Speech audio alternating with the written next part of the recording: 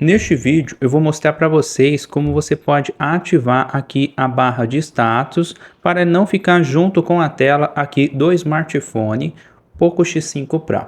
Você vem aqui na opção de configurações, depois você seleciona a opção notificações e centro de controle. Aí você vem aqui na opção barra de status e aqui você vem nessa opção ocultar entalhe. Ele está ativado não ocultar, aí você aperta aqui na opção ocultar sem mover a barra de status.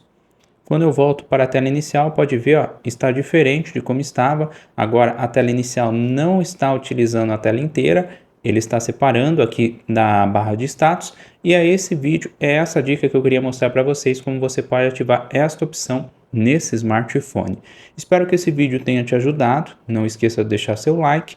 Caso você queira comprar esse modelo, eu vou deixar o link na descrição do vídeo. Muito obrigado e até o próximo vídeo.